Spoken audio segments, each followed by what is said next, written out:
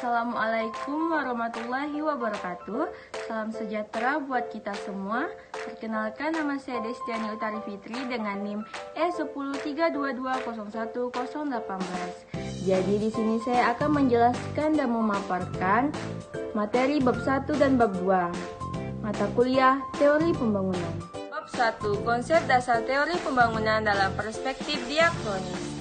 A. Pengertian dan pergeseran nilai dalam teori pembangunan. Jadi, pembangunan sering dirumuskan sebagai proses perubahan yang terencana dari suatu situasi nasional yang satu ke situasi yang lain yang dinilai lebih tinggi. Dengan kata lain, pembangunan menyangkut proses perbaikan. 1. Aliran klasik dan indikator sosial.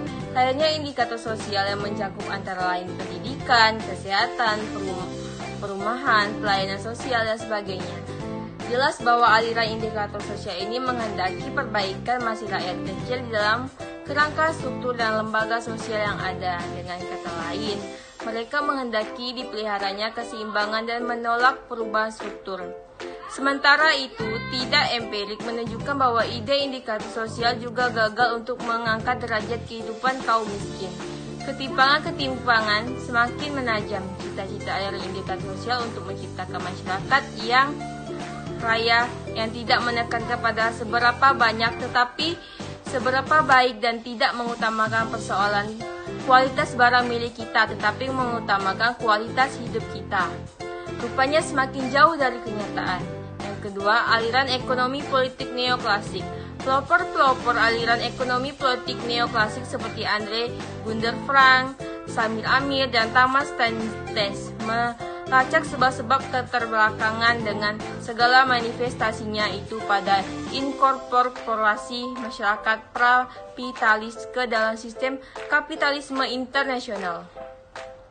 Pendukung aliran politik ekonomi neoklasik berpendapat bahwa proses protekrasisan negara prakapitas yang terwujud antara lain di dalam berbagai macam ketimpangan merupakan akibat langsung hubungan eksploitatif antara kapitalis, metropolis, nasional, dan periferi.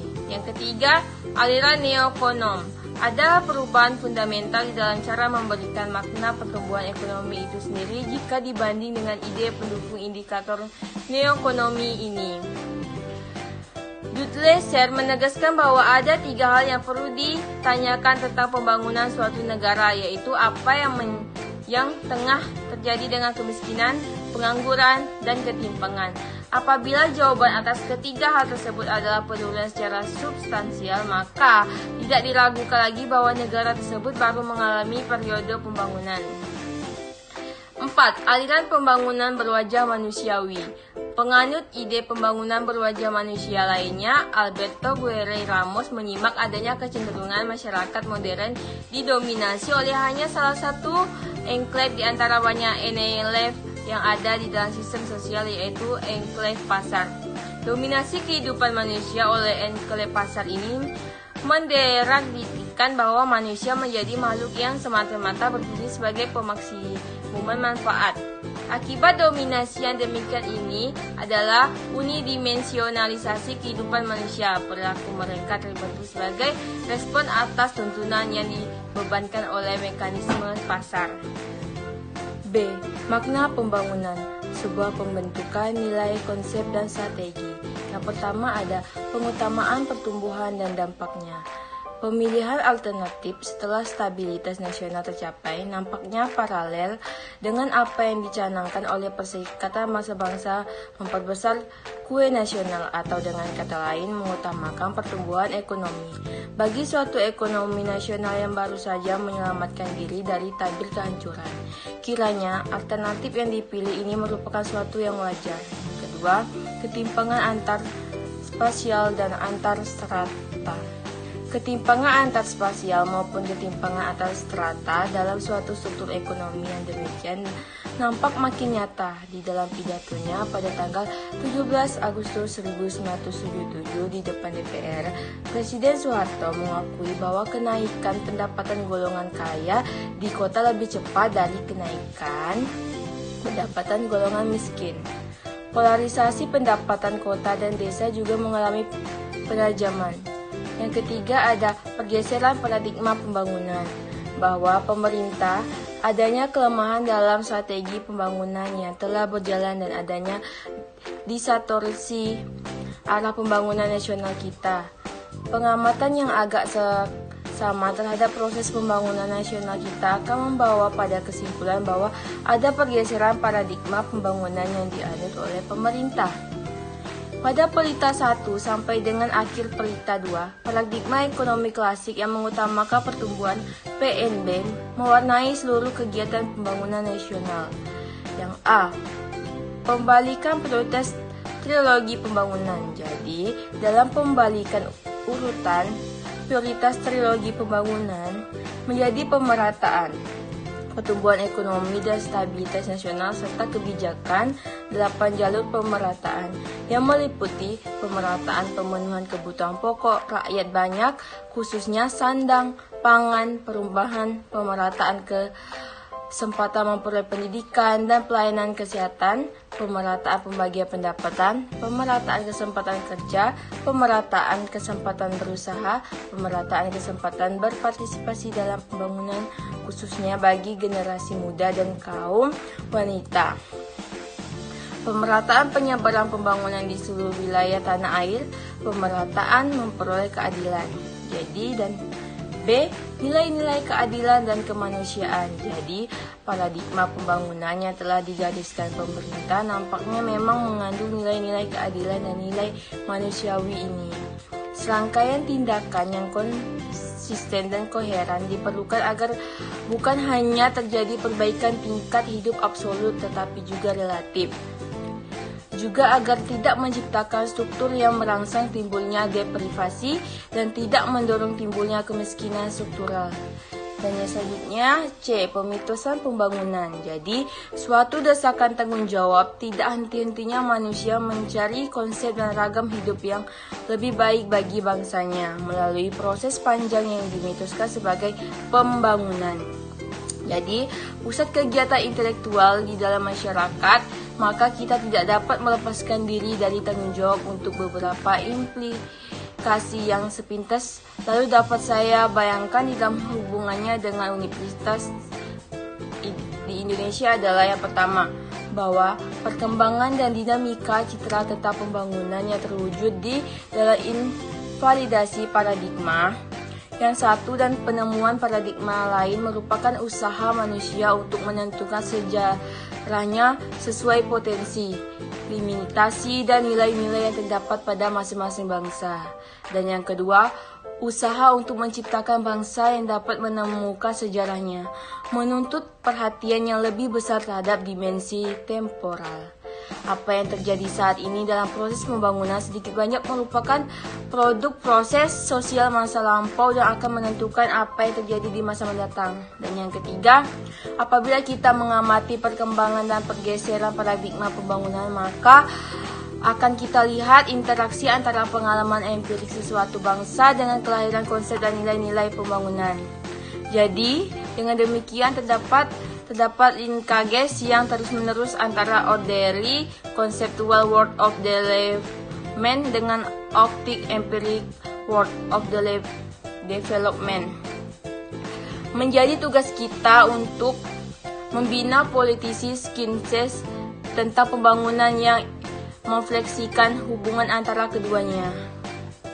Bab 2. Paradigma dalam pembangunan. Jadi, pada mulanya upaya pembangunan negara sedang berkembang. NSB diidentikan dengan upaya meningkatkan pendapatan per kapita atau populer disebut strategi pertumbuhan ekonomi. Dengan ditingkatkannya pendapatan per kapita diharapkan masalah seperti pengangguran, kemiskinan, dan ketimpangan distribusi pendapatan yang dihadapi NSB dapat terpecahkan, misalnya melalui apa yang dikenal dengan dampak merebas ke bawah.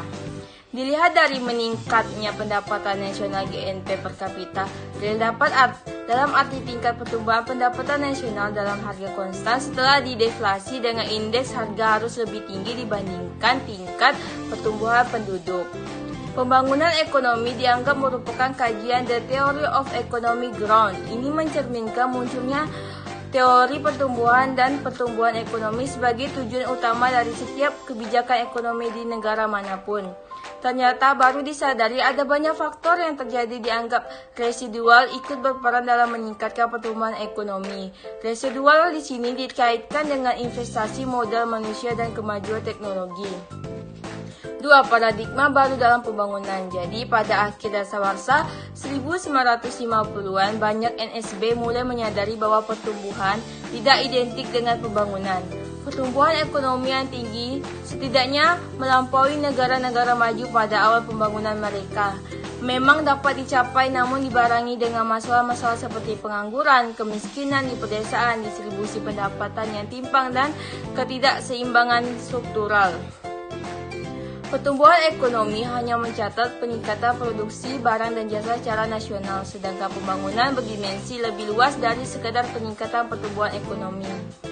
Barangkali menarik untuk menelusuri ide dasar masing-masing paradigma tersebut. Yang pertama ada strategi pertumbuhan dengan distribusi.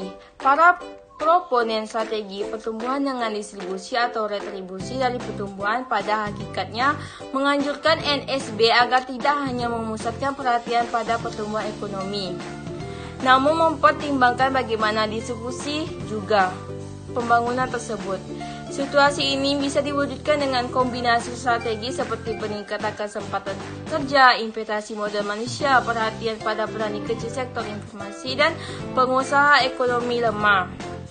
Dan yang A, strategi kebutuhan pokok embrio. Pendekatan kebutuhan pokok bermula dari program ILO tentang World Development pada tahun 1969 dan deklarasi tentang prinsip-prinsip dan program aksi strategi kebutuhan pokok dalam pembangunan.